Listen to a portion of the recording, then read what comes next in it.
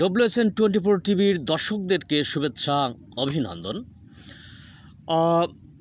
আমি খান মোহাম্মদ জশফিকুর রহমান বাংলাদেশের বর্তমান যে আমরা অন্তর্বর্তীকালীন সরকার প্রতিষ্ঠা করেছি একটি বিপ্লবের মধ্য দিয়েই। তার আগে বলে নেই যে অনেকে বলছেন যে এটা গণ অভ্যুত্থান। আসলে তারা ভুল করছেন, এটা কোনো গণ অভ্যুত্থান নয়। কারণ গণ অভ্যুত্থান আর বিপ্লব দুটি ভিন্ন বিষয়। আপনাদেরকে আরও জানাবো যে গণ অভ্যুত্থান কাকে বলে আর বিপ্লব কাকে বলে। আপনারা আরও জানতে পারবেন যে গণ অভ্যুত্থানে কারা বলেন আর কথা কারা বলেন, আর বিপ্লবের কথা কারা বলেন, আর বিপ্লব কারা করেছেন, গণ অভ্যুত্থান কারা করেছেন, সব নারী নক্ষত্র পেয়ে যাবেন। অর্থাৎ ভুয়া এবং আসল অরিজিনাল লোকগুলোকে আপনারা পেয়ে যাবেন। এগুলো জানানো অতীব জরুরি। আমি আপনাদেরকে বলছি যে আমি খান মোহাম্মদ জশফিকুর রহমান বাংলাদেশ রাষ্ট্র সরকারের অন্তর্বর্তীকালীন সরকারের একজন ভিতরের লোক হিসেবে অথবা একজন এই সরকারের বাহিরের সমর্থক এবং প্রতিষ্ঠাকারী হিসেবে। অর্থাৎ আমাকে ধরে নিতে পারেন যে আমি সরকারের ভিতরের পক্ষ থেকেও বলছি, অথবা বিপ্লবী সরকারের পক্ষ থেকেও বলছি, অথবা বিপ্লবী সরকারের একজন সমর্থক হিসেবেও বলছি। কারণ আমি এখন কিন্তু বিপ্লবী সরকারের মধ্যের কোথাও জয়েন করি নাই। ধরেন করলাম, বা ধরেন আজকে করি নাই কালকে করলাম, সেহেতু আমাকে সেটা মাথায় রেখেই কিন্তু কথা বলতে হবে। আমি কিন্তু এখন জয়েন করি নাই কিন্তু কালকে করব, তার মানে যে আমি সেটাকে ছেড়ে কথা বলবো, বলতে জয়েন করি নাই সেটা ছেড়ে কথা বলবো, সেরকম তো হতে পারে না। বা আমি ধরুন জয়েন করলাম এখন, বা আগামীকাল করলাম জয়েন বিপ্লবী সরকারের সাথে দেশ ও জাতির কল্যাণে কাজ করার জন্য। সেজন্য যে কাজগুলো করার দরকার বা করতে হবে, সেগুলো কি আমি সরকারকে পরামর্শ দেব না ভিতরে থেকে? বা তার যে কাজগুলো দেশ ও রাষ্ট্রের জন্য করার প্রয়োজন, সেগুলো যদি সরকার এখন যেরকম হচ্ছে করছে না, করতে পারছে না, বা কি করবে বুঝতে পারছে না, সেগুলো আমি জয়েন করার পর কি সেগুলো আমি চোখ পেতে দেখব এরকম? বা আমি সরকারকে দায়িত্বশীলকে ব্যক্তিকে আমি জানিয়ে সেই সমস্যাটা সমাধান করব না? না, অবশ্যই আমি এখন জয়েন করি বা না করি, যাই হোক না কেন, বা সরকারের ভিতরে থাকি বা বাহিরে থাকি, যাই হোক না কেন, আমি যেখানেই থাকি না কেন, যে অবস্থায় থাকি না কেন, আমার সরকারকে আমার রক্ষা করতেই হবে, এবং সেটা রক্ষা করে আমাকে কাজ করতে হবে এবং কথা বলতে হবে। ক্লিয়ার? দ্বিতীয়ত হচ্ছে যে কথাগুলো বলেছিলাম অভ্যুত্থান আর বিপ্লবের বিষয়, তার আগে আরও অনেক কথাগুলো আছে। বাংলাদেশের বর্তমানে বাংলাদেশ রাষ্ট্রের বর্তমান আমাদের প্রতিষ্ঠিত এই বিপ্লবী সরকারের কি সমস্যাগুলো হচ্ছে, এর সমাধান কি, কেন হচ্ছে, কিভাবে সমাধান করা যায়, এই বিষয়গুলো অতীব জরুরি। আরেকটি বিষয় আপনাদেরকে বলছি যে বাংলাদেশের রাষ্ট্রের, আমার দেশের সরকারের কি সমস্যাগুলো হচ্ছে, কেন হচ্ছে, এবং সামনে কি ধরনের বিপদ সমস্যা আছে, সেগুলো কিভাবে সমাধান করতে হবে। আবার ধরুন আমার এই বিপ্লবী সরকার, আমার এই বিপ্লব, আমার এই স্বাধীনতা, আমার এই 2024 সালের স্বাধীনতা যুদ্ধে বাংলাদেশের 18-20 কোটি মানুষের কী ধরনের সম্ভাবনা, কী ধরনের প্রতিশ্রুতি, কী ধরনের সফলতা আর হাতছানি দিচ্ছে আমাদের সামনে, এবং কী ধরনের আমাদের ভাগ্যকে আমাদেরকে ডাকছে, এবং আমাদের সামনে চোখের সামনে কী ধরনের স্বপ্ন এবং কী ধরনের আমাদের পথ আছে, যেখানে আমাদের ফুলে ফলে ভরে উঠবে এই বাংলাদেশ, এবং প্রতিটি মানুষের মুখে হাসি ফুটবে, এরকম কি সকল সম্ভাবনা, সব দুয়ার খোলা, সব আমাদের হাতের মধ্যেই। এখন বাংলাদেশ একটি নতুন বাংলাদেশ, যেরকম ইচ্ছা সেরকম সৃষ্টি করতে পারবো, নো প্রবলেমস ব্রাদার। এবং আমাদের সেরকম একটি উর্বর, সেরকম একটি মাতৃভূমি আমরা সৃষ্টি করেছি, যেখানে আমাদের ইচ্ছে মতন আমরা এই বাংলাদেশকে, এই রাষ্ট্রকে, এই সরকারকে গড়ে তুলতে পারবো। এবং মানুষ, এখানের মানুষ, সকল দেশের মানুষ যারা আছে এখানে, পৃথিবীর সকল দেশের মানুষের জন্য, সকল বাংলাদেশি বাঙালি মানুষদের জন্য, সকল জাতি উপজাতি সকল মানুষের জন্য এই রাষ্ট্রটি, এই সমাজকে, এই দেশকে যেরকম চাই আমরা সেরকম গড়ে তুলতে পারবো, কোনো সমস্যা নাই। সেরকম একটি সম্ভাবনা আমাদের চোখের সামনে, হাতের মধ্যে, হাতের কাছে ভাসমান এবং পড়ে আছে। দুটি বিষয়, একটি হচ্ছে আমাদের চ্যালেঞ্জ, আরেকটি হচ্ছে আমাদের এই সম্ভাবনাগুলো। বিশাল চ্যালেঞ্জ এবং মহা সম্ভাবনা। আমরা এখন কোন পথে যাব? আমরা প্রথমে আমি বলে নিচ্ছি যে বিপ্লব এবং অভ্যুত্থান। কর্নেল শহীদ আমাকে সম্ভবত 2012 সালের দিকে উনি একবার ফোন করেছিলেন, 12 না সম্ভবত 13 কি 14 সালের দিকে ফোন করেছিলেন। তো আমি বললাম যে উনি আমার সাথে দেখা করতে চেয়েছিলেন। উনি সম্ভবত নানাভাবে জেনেছেন, যেহেতু ওনার সাথে ক্রিমিনাল, টেররিস্ট, কালপিট, ফাসিস্ট, ফাঁসিবাদী তারেক সিদ্দিকীর সাথে যেহেতু ওনার একটা ডিলিং ছিল, বাট ওনার সাথে কী ধরনের ডিলিংস আমি জানতাম না। যেহেতু ছিল, উনিই বলেছে, ওনার ভাইরাল কন্টেন্ট থেকে আমি জেনেছি, বা বিভিন্ন জায়গায় ইন্টারভিউ দিয়েছেন, কনক সরোয়ার থেকে শুরু করে সব জায়গায় আমি জেনেছি, সেই সুবাদে বলছি। তো যে বাংলাদেশে একমাত্র ব্যক্তি আছে জুলফিকুর রহমান খানকে যদি জানাই বিষয়টি, তাহলে এর সমাধান হতে পারে, বা তার কোনো সিকিউরিটি সে এনশিওর হতে পারে। সেই কারণেই সম্ভবত উনি আমার সাথে যোগাযোগ করেছিলেন। তখন আমার অফিস ছিল বনানীর টাওয়ার হ্যামলেটে। আর তো কর্নেল শহীদ বলে, এরপরে তো উনি যখন ইংল্যান্ডে আছেন, ইউকে, তারপরে ওনার সাথে কথা হয়েছে, বা ওনার সাথে আমার কমিউনিকেট হয়েছে কিছু। তো উনি বলছিলেন যে গণ অভ্যুত্থান।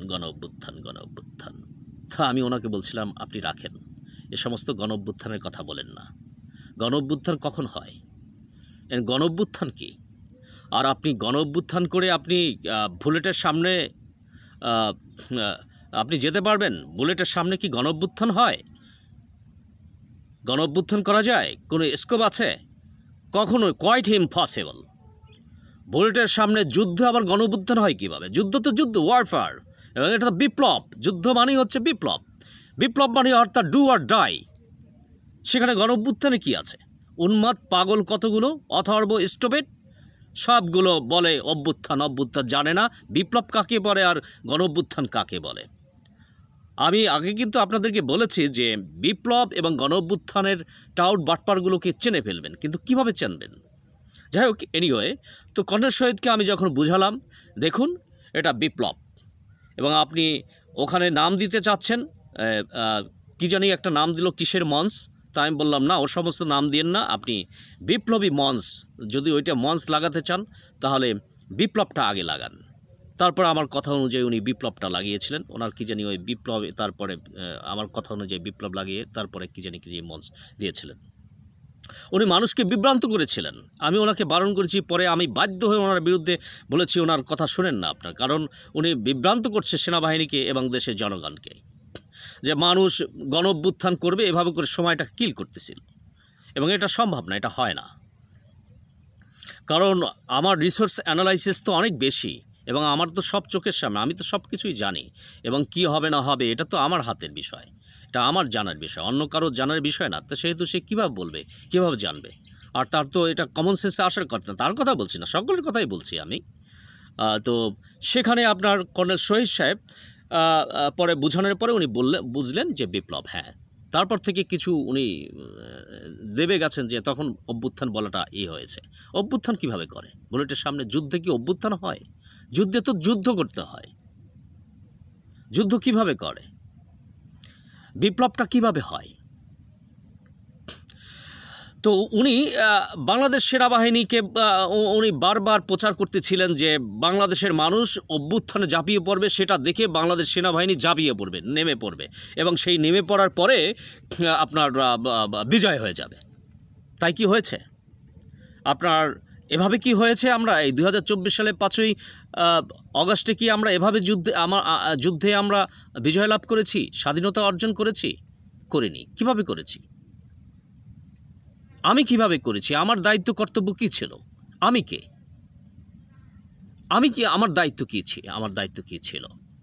আর যারা জানেই না এটা কি, তারা বড় বড় কথা বলছে। দেখুন, তারা অভ্যুত্থানের কথা বলছে, আবার না জেনে শুনে বিপ্লব করছে। বিপ্লবে তারা ছিল, বিপ্লব তারা করেছে, বিপ্লবের কমান্ড তারা মেনেছে, বিপ্লবের কমান্ডিংয়ে তারা ছিল। সেটা কি কর্নেল শহীদ যেটা বলেছিলেন সেটা কি করতে পেরেছেন? উনি ডাক দিয়েছেন, ওনার কথা কেউ নেমেছে না। এগুলো আপনারা ই করেন না।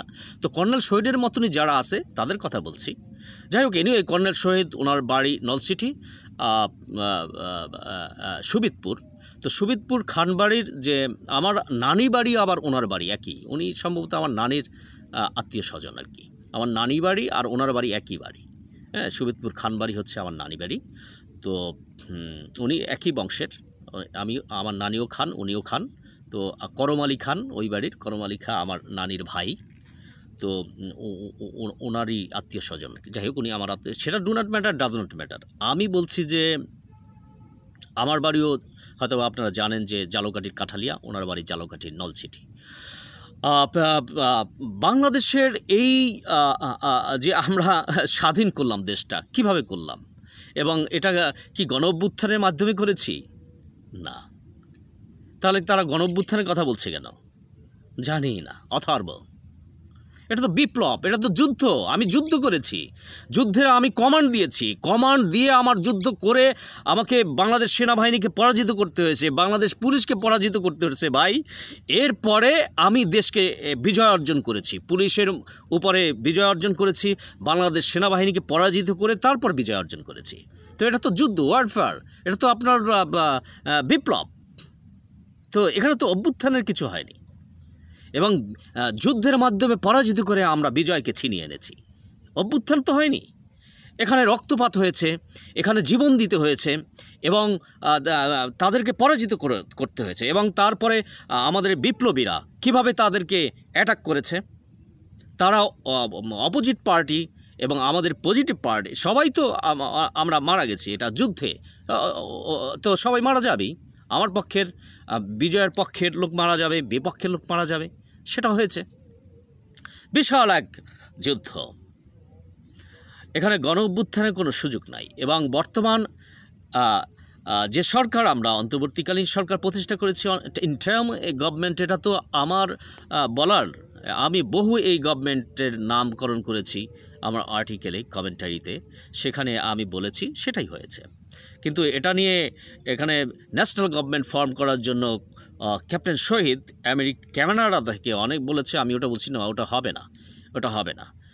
অনেকে অনেক কথা বলছে, আবার বিএমপিও বলছিল, তারেক সাহেবও বলছিলেন যে জাতীয় সরকার। না না না, এটা জাতীয় সরকার তো কিছু না, এটা তো বিপ্লবী সরকার। কয়েকদিন আজকে অথবা আজ অথবা গতকাল ফখরুল সাহেব বলেছেন যে এটা বিপ্লবী সরকার করে নাই, বিপ্লবী সরকার ভালো। তো ওকে, দ্যাটস ওয়েলকাম, এটা অ্যাপ্রিসিয়েট করছি। অনেক দিন পরে হলেও সত্য কথা বলেছেন। আর একটা আপনাকে বলে নেই, কি যেন আমি ভুলে গেছি, কিন্তু যে কথাগুলোয় ছিলাম সেগুলো আমি ভুলিনি, সেগুলো বলছি। তো আমরা যখন যুদ্ধ শুরু, অর্থাৎ যখন, তার আগে হ্যাঁ ওটা আমি বলে নিচ্ছি। ঐক্যফ্রন্ট গত 18 সালের নির্বাচনের আগে ঐক্যফ্রন্টের যে অফিস ছিল 4 তলা নয় 5 তলায়, লবি থেকে আসতে ছিল ফখরুল সাহেব এবং জাফরুল্লাহ সাহেব। তা আমি বললাম দাঁড়ান, ওনারা দাঁড়ালেন। আমি বললাম কথা আছে, বলেন। আমি বললাম আপনারা নির্বাচনে যেন না, আপনারা যদি নির্বাচনে যান তাহলে দেশ ও জাতির অনেক ক্ষতি হবে। সেনাবাহিনী আসুক, তারপরে দেশের ক্ষমতা জনগণের হাতে যাক, তারপর একটা ইলেকশন হবে, সেই ইলেকশনের মধ্য দিয়ে আপনার ক্ষমতা আসুন। ফখরুল সাহেব, জাফরুল্লাহ সাহেব, ওনাদেরকে কানের কাছে গিয়ে আমি একথা স্পষ্টভাবে বলার পরে ওনারা বললেন আমাকে, সব লোক পিছনে ছিল, সামনে আমি একা ছিলাম, ওনারা আমার সামনে দুজন ছিলেন। ওনারা বললেন যে না, আমরা তা চাই না, আমরা চাই একটা ইলেকশন হোক, আমরা ইলেকশনে জয়েন করব, ইলেকশন যাই হোক, আওয়ামী লীগ ক্ষমতায় আসুক, কিন্তু আমরা ইলেকশন করব। তাহলে আপনি 2023 সালে আপনি ইলেকশনে গেলেন না কেন? এটা যদি আপনি 2018 সালে করতেন তাহলে দেশের মানুষ, এবং শুধু তাই না, আমাদের প্রিপারেশন ছিল যে আমার প্রিপারেশন ছিল যে যদি বিএনপি ইলেকশনে না যায় তাহলে নিশ্চয়ই তারা আমাদের সাথে ঐক্যমত্য আছে, অর্থাৎ আমরা দেশের জনগণ, বাংলাদেশ সেনাবাহিনী সম্মিলিতভাবে আমরা ওই সরকারকে প্রোটেক্ট করতে পারবো, ফেসিবাদী আওয়ামী লীগকে হটাতে পারবো। একটা ওয়ারফেয়ার প্রয়োজনীয় ওয়ারফেয়ারের মধ্যে দিয়ে, এখন বিপ্লবের মধ্য দিয়ে আমরা ওই সরকারকে উৎখাত করতে পারবো।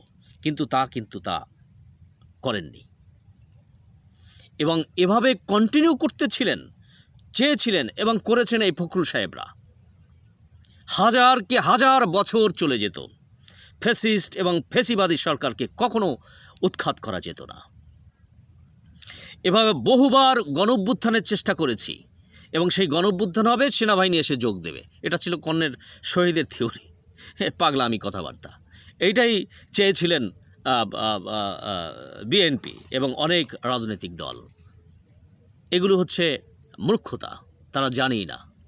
আসলে ওভাবে ফেসিবাদী সরকারকে কখনো উৎখাত পৃথিবীর কেউ করতে পারেনি, আর এভাবে হয়ও না। আর বাংলাদেশের এই সিচুয়েশন কন্ডিশনে এখানে যে অ্যাট দ্যাট মোমেন্টের যে সিচুয়েশন ছিল তা তো সম্ভবই না, কারণ তারা যুদ্ধের জন্য প্রস্তুত, তারা হত্যা করে যাচ্ছে, কন্টিনিউ করছে, এবং তারা ওয়ারফেয়ার করছে।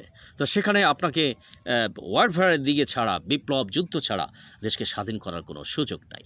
সেহেতু মনে রাখবেন, এটা একটা বিশাল বড় ধরনের যুদ্ধ। 1971 সালের যুদ্ধের চেয়েও এটা অনেক বড়, সর্বশ্রেষ্ঠ যুদ্ধ, কারণ এটা ইন্ডিয়ার বিরুদ্ধে যুদ্ধ হয়েছে, এবং যে ইন্ডিয়া আমার পাশেই। কিন্তু পাকিস্তানের বিরুদ্ধে 1971 সালে যুদ্ধ হয়েছিল, সে যুদ্ধটা ছিল অনেক দূরবর্তী, এবং তাদের ফিজিক্যালি এবং মেন্টালি কন্ডিশন ছিল খুব ডিপ্লোরেবল। বাট আমাদের যে শত্রু এনিমি ইন্ডিয়া, তাদের স্ট্রেংথ এখনও এবং আগে যা ছিল ভেরি পাওয়ারফুল। সেহেতু তাদেরকে পরাজিত করা, খালি হাতে তাদেরকে যুদ্ধে পরাজিত করা, কোন ধরনের ট্যাকটিক্স, ওয়ারফেয়ার কোন ধরনের ট্রিক্স ইমপ্লিমেন্টেশন করতে হয়েছে সেটা তো আমি জানি। যে বিপ্লব করেছে, যে যুদ্ধ করেছে, সে জানে যুদ্ধের মর্যাদা, এবং সে বিপ্লবের সেই পরিকল্পনাগুলো, ট্যাকটিক্সগুলো অন্য কেউ জানবে কিভাবে, বলবে কিভাবে?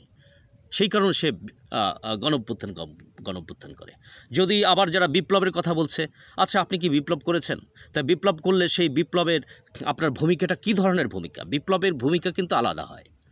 যেমন ধরুন, আমি ছাত্র জনতাকে আমার এই ফেসবুক আইডি দিয়ে আমি নির্দেশনা দিচ্ছি। আমার ছাত্র জনতা আমাকে দীর্ঘদিন যাবৎ চেনে।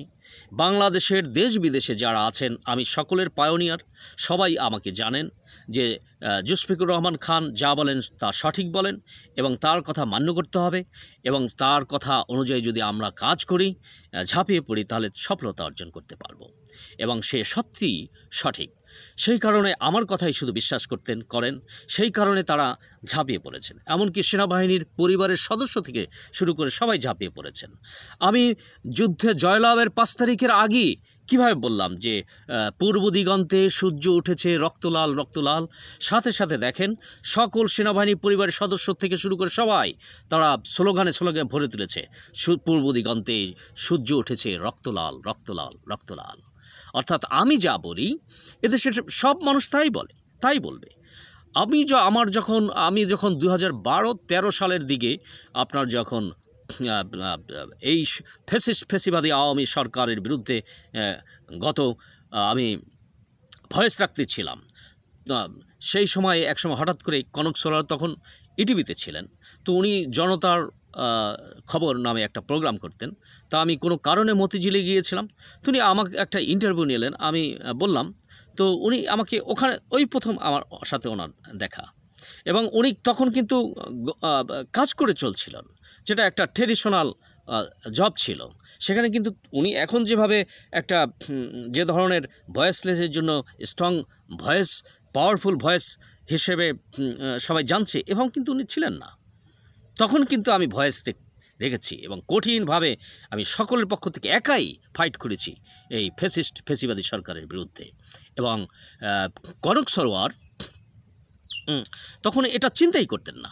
তারপরে কোন কারণে কি কাজ করতে গিয়ে ফেসিবাদী সরকারের রোশানলে পড়ে তিনি আমেরিকাতে গেছেন। তারপরে বুঝলেন যে আসলে তার দায়িত্বটা কী ছিল। এটা তো আমি এদেশে বসেই করেছি, এবং সেখানে ছিলাম, আমি বলেছিলাম যে ইলেকশন হবে না। আমি মোস্তফা ফিরোজ সাহেবকে বলেছি তো এই 10 সালে 11-12 সালেই তো, হ্যাঁ, যে ইলেকশন তো হচ্ছে না, সেনাবাহিনীকে ক্ষমতায় আসতে হবে, এই সেনাবাহিনীকে ক্ষমতায় আসতে হবে, কারণ ইলেকশন হবে না, ইলেকশন দেবে না, যে ইলেকশন দেবে সে ভুয়া।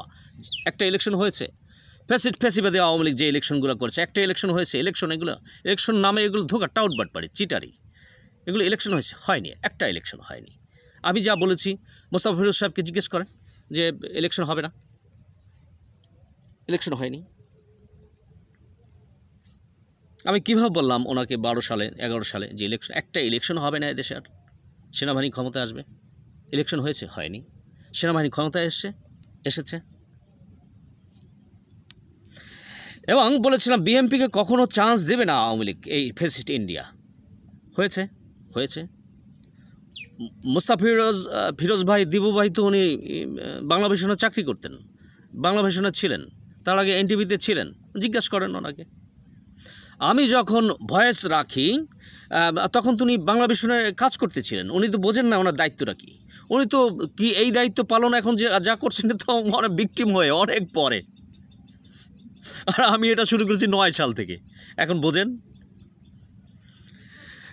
তারপরে তো কনক সরোয়ার ইন্টারভিউতে আমাকে জিজ্ঞাসা করেছিলেন যে আপনি বলুন যে ইলেকশন কমিশনের ইলেকশনের ব্যাপারে। তাই আমি বলছিলাম, ভাই আমি এই সরকার এই ইলেকশন আমি কিছু মানি না, এগুলো কিছুই না, সব ভাওতাবাজি। আপনারা দেখেন করতে পারেন কিনা এই ইলেকশন কমিশন দিয়ে কিছুই হবে না। দেখেন আওয়ামী লীগ বিএনপি একসাথে, আমার সেই রেকর্ড বের করেন, ইটিভির সেই রেকর্ড সব জায়গায় আছে। ও কনক সরোয়ারের ওই রেকর্ড জিজ্ঞাসা করেন, কনক সরোয়ারকে জিজ্ঞাসা করেন আমি এটা বলছি কিনা। ইলেকশন হয়েছে, বিএনপি আওয়ামী লীগ একসাথে হয়েছে, তার সম্মিলিতভাবে করেছে। তাহলে 2009 সালে ইলেকশনও বিএনপি আসছিল কেন? বিএনপি এবং খালেদা জিয়া, তারেক সাহেব এবং এই বিএনপি সব সম্মিলিতভাবে ফেসিস্ট, সন্ত্রাসী, ক্রিমিনাল, ফেসিবাদী হাসিনাকে প্রধানমন্ত্রী বানিয়েছে। আমি তো রাজি ছিলাম না, কখনোই রাজি ছিলাম না, তাদেরকে বাধা দিয়েছি। সেনাবাহিনীকে বারবার বলেছি আপনারা ইলেকশনে যেন না। এই মহিনুর আহমেদ, সে একটা চিটিং করে দেশ ও জাতির সাথে সে ইলেকশন দিয়ে দেয় বাঁচার জন্য, উন্মাদ পাগল হয়ে। এখন আবার সেই একই অবস্থা ধারণ করছে, পুরো 111 গভর্নমেন্টকে ফল করে দিছে, কোনো কাজই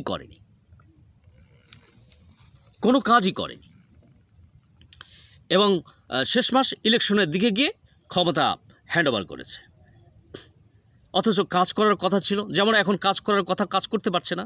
ঠিক like to same situation at this moment on 11। আপনার এটা তো এখন যে সিচুয়েশন, সেম সিচুয়েশন ছিল 11-এ। আপনি 11-এর সেই দেখেন, সেখানে সব পেপার, সেই পুরনো পেপারগুলো ঘেটে দেখেন কি হয়েছিল, এখনও তাই দেখতে পাবেন আপনি। এবং সেখানে আপনার কি বলে যে সেই সরকারকে ব্যর্থ করে দিয়েছে, এখনও সেই সরকারকে ব্যর্থ করে দিয়েছে। সেই সরকারকে কোনো কাজ করতে দেয়নি, এখনও সেই সরকার কাজ করতে দিচ্ছে না। সেনাবাহিনী বুঝতেই পারেনি কি করতে হবে, এখনও তাই। বুঝতে পারছে না। সেই সরকারে যারা ছিল 11 সরকার কিছু করতে পারে নাই, কিছু বুঝতে পারে নাই, এখনও আবার তারা কিছু বুঝতে পারতেছে না, কিছু বুঝে উঠতে পারতেছে না। এর আগেই সব ধ্বংস হয়ে যাচ্ছে, সব নিয়ন্ত্রণ তারা করছে, একই অবস্থা। তো তারপরে আপনার যে এই ইলেকশন কি হয়েছে, ইলেকশন কমিশন ইলেকশন করতে পেরেছে, ঐক্যবদ্ধ হয়েছে, গণতন্ত্র প্রতিষ্ঠিত হয়েছে। তাহলে কেন 2009 সালে 8 সালে যে ইলেকশনটা হলো, সে 8 সালে বিএনপি ঐক্যবদ্ধ হয়ে আওয়ামী লীগকে ক্ষমতায় আনলো? তখন যদি বিএনপি যদি বলে যে আমরা সেনাবাহিনীর এই 111কে কন্টিনিউ করব, আমরা আওয়ামী লীগকে ক্ষমতা আসতে দেব না, আমরা ইলেকশনে যাব না, যদি বিএনপি তখন বলে যে আমরা ইলেকশনে যাব না, তাহলে কিন্তু আওয়ামী লীগ ক্ষমতায় আসতে পারে না। বাংলাদেশে ফ্যাসিস্ট আওয়ামী লীগকে ক্ষমতায় এনেছে বিএনপি, জামাত, এবং তারা সেনাবাহিনীর হাত থেকে বাঁচার জন্য মূলত সন্ত্রাসী হাসিনাকে ক্ষমতা দেয়, এবং হাসিনার সাথে সেরকম একটা কমিটমেন্ট ছিল, এবং তাকে হয়তোবা টেলিফোন করে বলেছে আপনি প্রধানমন্ত্রী হন, আমি আপনার সাথে আছি। আমি জানি না, এটা আমার সেন্স থেকে বলছি, হতে পারে। এবং খালেদা জিয়া আসলে মূলত শেখ হাসিনাকে প্রধানমন্ত্রী বানিয়েছে, এবং সে কারণে আজ কি হয়েছে, এজন্য দায়ী খালেদা জিয়া এবং বিএনপি। খালেদা জিয়া বিএনপির কারণে আজ ফ্যাসিস্ট সন্ত্রাসী হাসিনা ক্ষমতায় এসেছে। আমি জানি সে প্রধানমন্ত্রী হবে হাসিনা, আমার চেয়ে আর বেশি কে জানে, তারপরেও আমি চাইনি। অথচ মার চেয়ে মাসির দরদ বেশি, এরা আমার চেয়ে হাসিনাকে প্রধানমন্ত্রী বানিয়ে দিয়েছে এই সেনাবাহিনী। এরপরে সেনাবাহিনীর জবাই করে দিয়েছে। ওদিকে বিএনপি চেয়েছে, বিএনপিকে শেষ করে দিয়েছে, ফাঁসিতে ঝুলিয়ে দিয়েছে, সব শেষ করে দিয়েছে। আমার কথা কেন অমান্য করলাম? এরপরে আসেন বিপ্লব। এই 2024 সালের দেখুন, আমার ওই ফেসবুক আইডিতে গিয়ে দেখুন, সেখানে আমার কমান্ড। আমি সেনাবাহিনীকে একদিকে বলছি গুলি চালাবেন না, ওদিকে ছাত্র জনতাকে বলছি সামনে এগিয়ে যাও। তোমাদেরকে যদি গুলি করে সেক্ষেত্রে কয়েকজনকে গুলি করতে পারে, এরপরে তারা কিন্তু আর গুলি করতে পারবে না।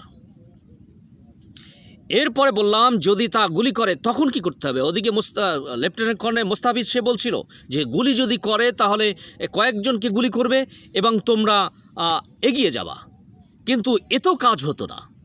এটা দিয়েও বাংলাদেশ সেনাবাহিনী অর্থাৎ ইন্ডিয়ান সেনাবাহিনীকে তারা পরাজিত করতে পারতো না। কারণ এখানে আমি যে টুলসটা অবলম্বন করেছি সেটা কি সেটা বলে দিই।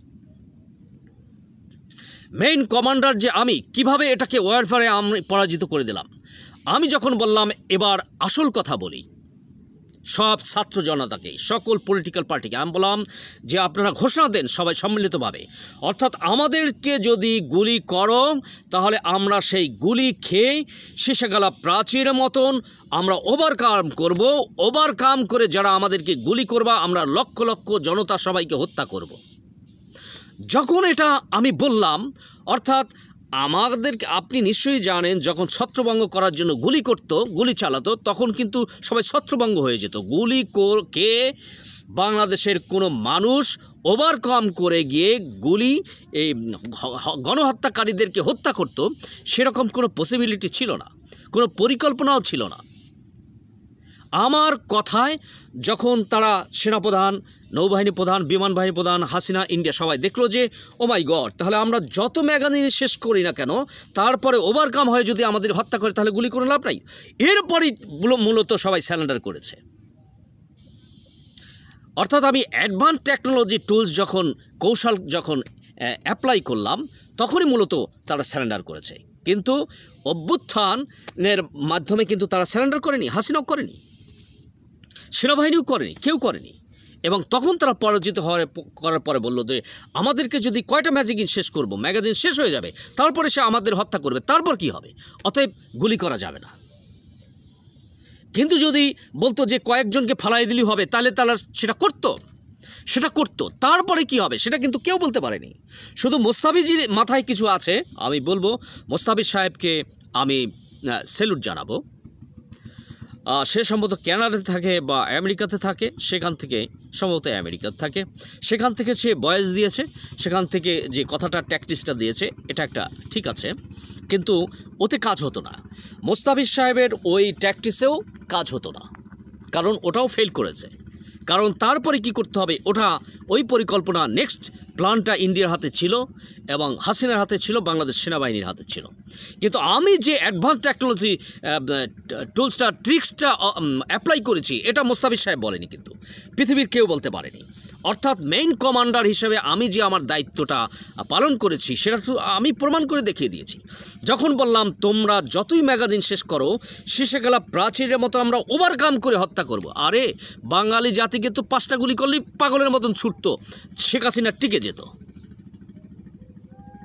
আমি জাস্ট এটা একটা, আপনি নিশ্চয়ই জানেন ওয়ারফেয়ারে ট্যাকটিক্সের নানা ধরনের ট্যাকটিক্স আছে, আমি জাস্ট ওই ট্যাকটিক্সটা অ্যাপ্লাই করেছি।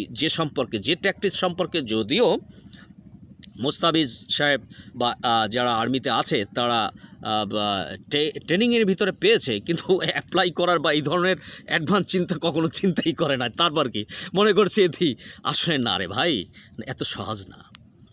তো বিপ্লবটা যুদ্ধটা কিভাবে করলাম, কত বড় যুদ্ধ, আর এরা বোঝে না যে এটা বিপ্লব কি আর গণ অভ্যুত্থানটা কি। ভাই কিভাবে আমার ছেলেমেয়েরা, কিভাবে আমার তাদের চোখ গেল, হাত গেল, যুদ্ধে তার মারা গেল, শহীদ হলো, বীরশ্রেষ্ঠ হলো, গাজী হলো, কোনো খবর নাই।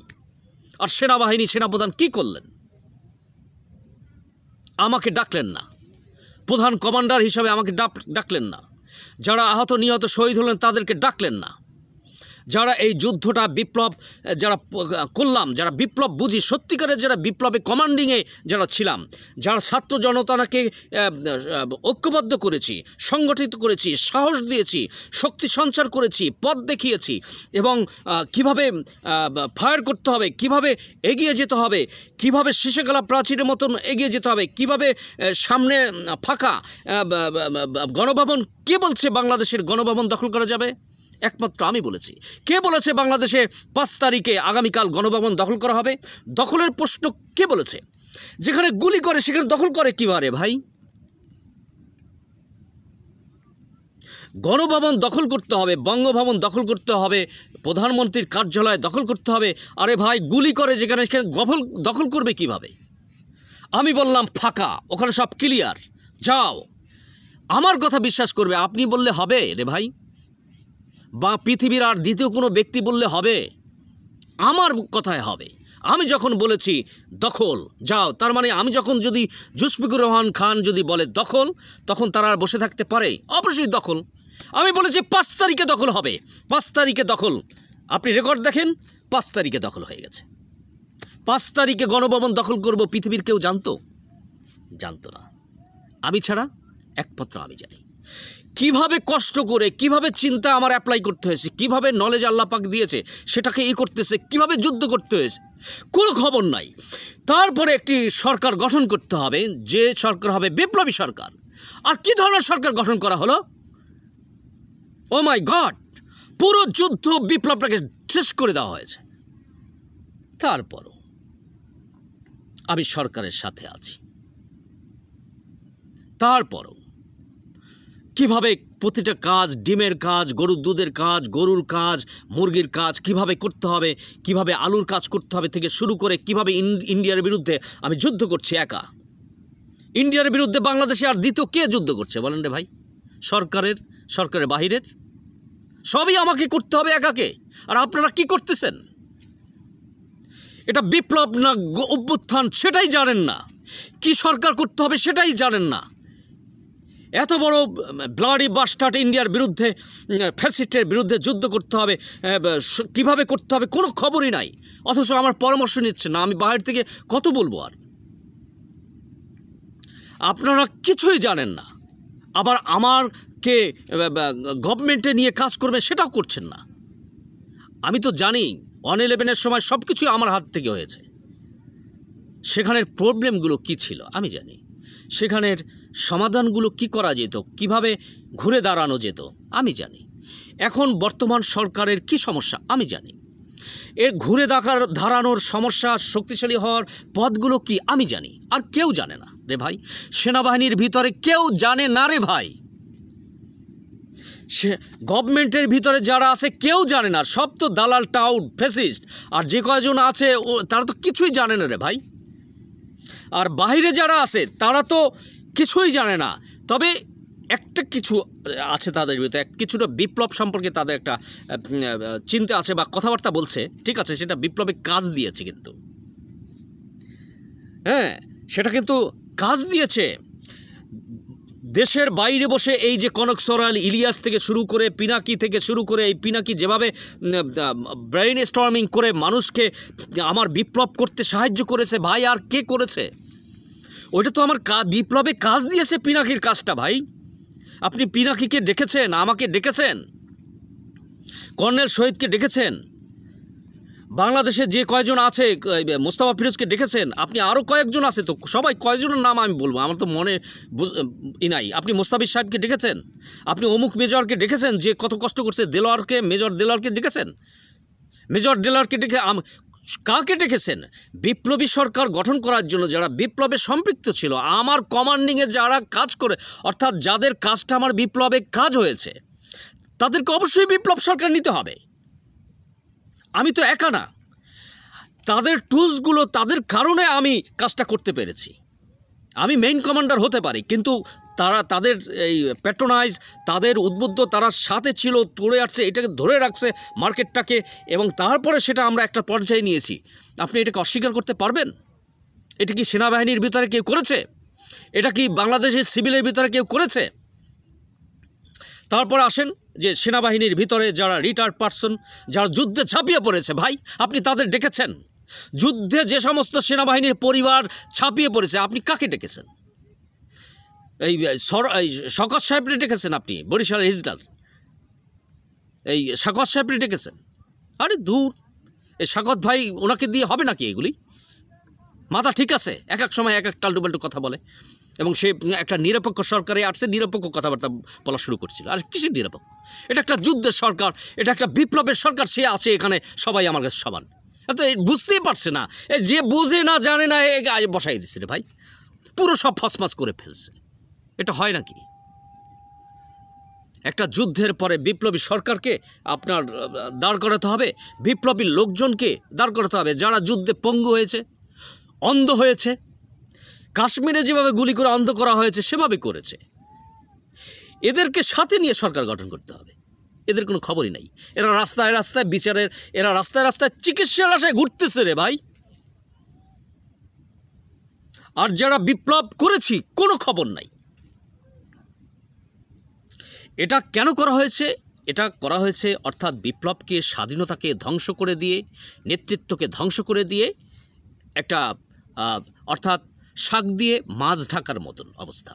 কিন্তু কাজ হবে না। আমি জুশফিকুর রহমান খান, এই এক একটা দেলোয়ারের দিকে জিজ্ঞাসা তাকান, এই কনক সরোয়ারের দিকে তাকান, এই ইলিয়াসের দিকে তাকান, কর্নেল শহীদের দিকে তাকান, আমার দেশের মাহবুব রহমান তাকান, মান্নার সাহেবের কাছে সাকির দিকে তাকান, এই তারেক রহমান সাহেবের দিকে তাকান, খালদা জিয়ার মতন ভদ্র মহিলার দিকে তাকান। ওনার পারবেন?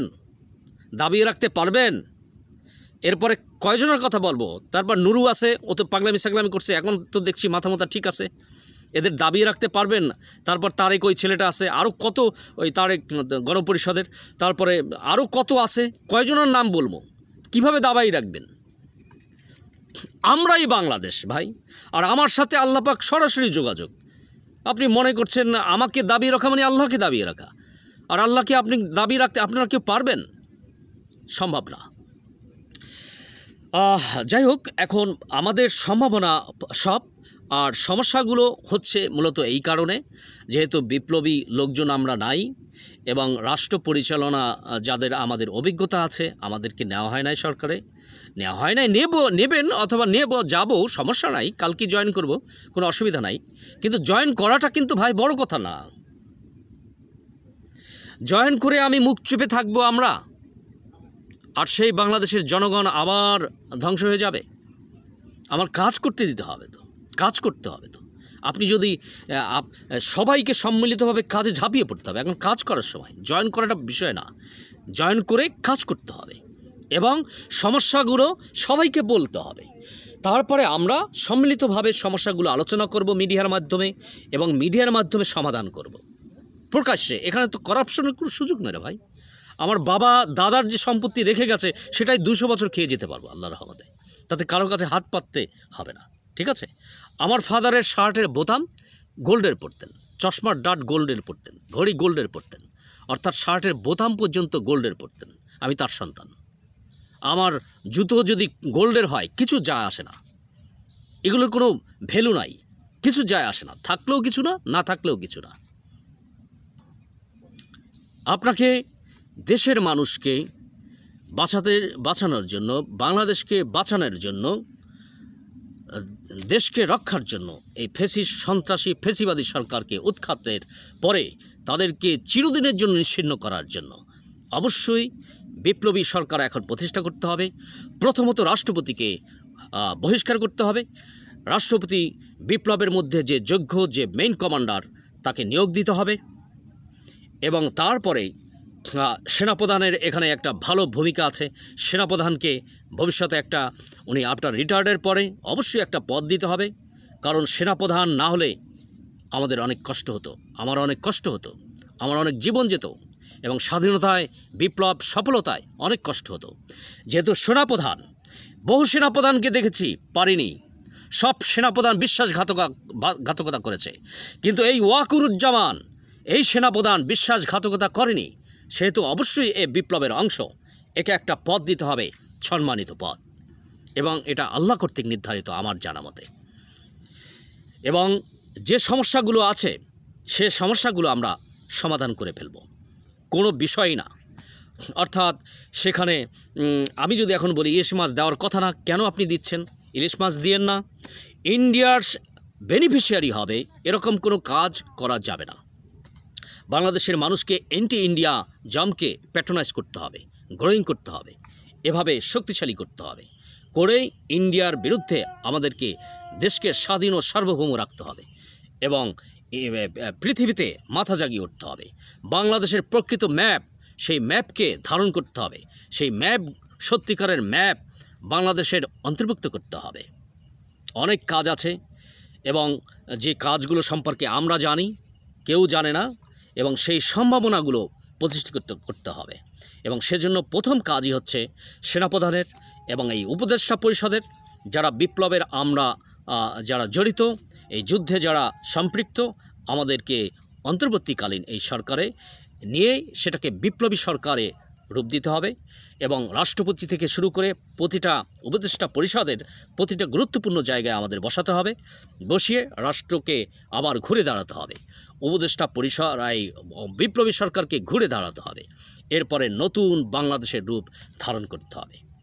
ইনশাআল্লাহ আশা করি বাংলাদেশের সকল সমস্যার সমাধান হয়ে যাবে।